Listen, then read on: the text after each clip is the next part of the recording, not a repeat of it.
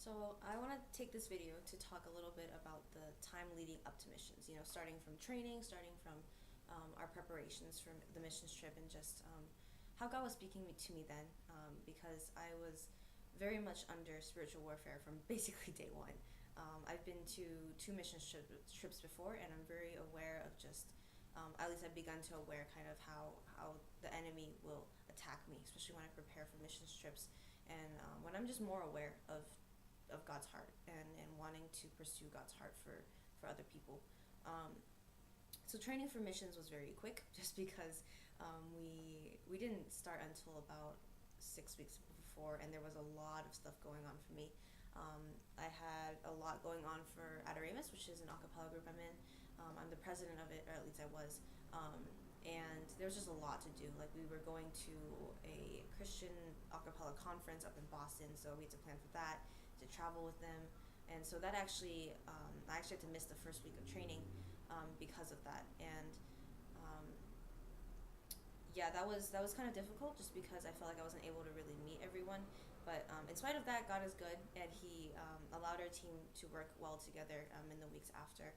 I was also just really busy with school and with church things. I was planning a senior banquet, so that took a bit of work too. But God was really good, just in giving me the help that I needed for all of those events. I was also planning for our at the Adoramus concert um, at the end of the semester too, and that took a lot of work. But yeah, it was just amazing to see how God provided people around me to really support me in everything that I was doing. To really, ask me if I was doing all right, and ask me if I needed help, and for me to let go of trying to be in control of everything and really just allow them to serve the people that serve me, and also serve the people that were in those groups.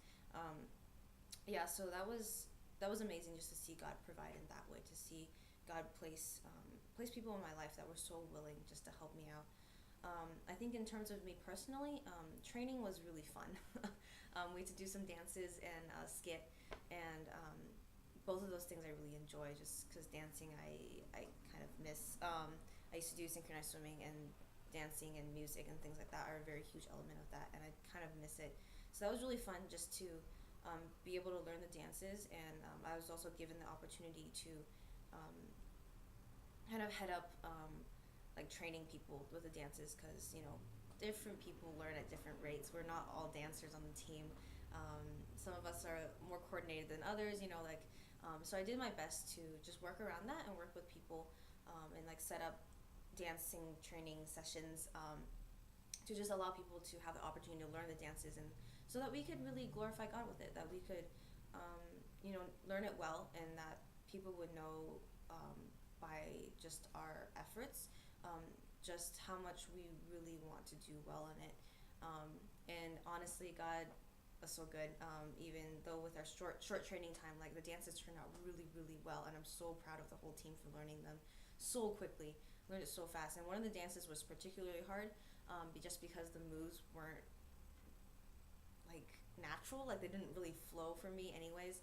Um, but in spite of that, I was able to teach it to everyone, and like kind of give people pointers and things like that. So that was really neat, just to have the opportunity to do that, because I think God really allowed me to use some of the kind of like coaching skills that I feel like I've picked up over the years, but also to learn to be patient, to learn to work with other people that are at different levels than I am, and also it was a great opportunity to spend time with the team, to spend time with different people on the team that I might not have known very well, um, but just to get that time with them, and learn about who they are, and things like that.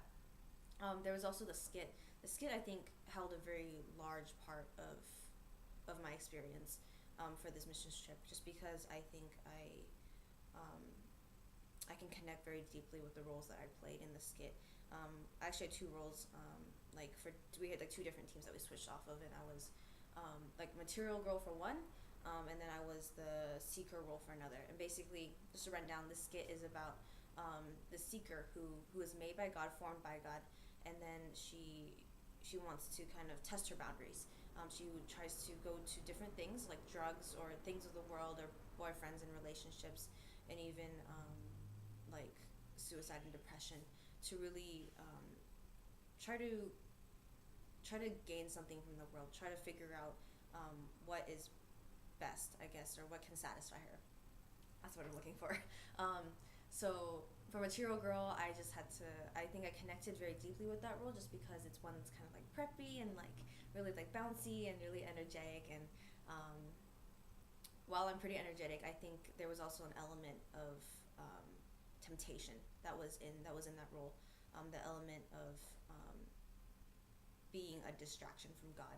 And for me, I think that has been a very large part of my life is things of this world really trying to pull me away, whether that be like the temptation of success, like doing well in school and really focusing on like what can get me noticed best, how can I look better than my friends. I think a lot of my struggles in the past has been very much focused on that. So I was able to connect with that character and pretend just to be like really popular or whatever. And I think especially at like the end of the skit, right? There's Jesus comes in to save the seeker. Jesus comes in to save her from all these temptations. And there's the crucifixion scene basically where Jesus gets beat up, and each of these temptations will nail Jesus to the cross, and I had to nail Jesus' feet and also slap him afterwards. And I think God really placed that portion of the skit into my mind actually for a couple of days that I couldn't stop thinking about that part. I don't know if it was because I was kind of analyzing my acting, because I don't really act. I just do my best. But I think also he was trying to tell me just who he was, how much he loved me, how much sin really does hate God, how much sin really felt like it had victory over Jesus during the crucifixion. And I think that spoke really deeply to me, just reminded me of who God was, reminded me of how much he loved me, that I don't have to seek things of this world. And I think that was really powerful, I think, leading up to missions, because it really gave me a heart to really save these people in Peru from things that I've struggled with. So there was that. I also played the seeker role, just kind of back up. And to learn that part, you kind of have to learn the different emotions that come with dealing with certain temptations, right? What is it like to deal with drugs and alcohol? I've never done it, thankfully. What is it like to have a boyfriend or have an abortion, which is what happens in the skit. Is a seeker basically hooks up with the boyfriend and like gets pregnant, and the boyfriend sends her off to get an abortion, and then after that, like the seeker like basically spirals down into a very angry, frustrated mode, and goes into depression and wants to kill herself, but wants out. Like those kind of feelings. I don't think I felt it as much as maybe the skit portrays, but it was definitely very very an interesting process to try to connect with the seeker in that way, try to connect in how what it's like to be tempted, what it's like to try to seek pleasure from this world, and what it's like to spiral down into the depths of depression and really just want out. You just want to be saved. You want to be rescued. And I think God was really speaking to me through that role too, just because I was kind of dabbling in these different areas that everyone struggles with, especially the people of Peru, especially the people that we were going to encounter. And I think that was really amazing that I got the chance to do that, and to know that God is the ultimate comforter.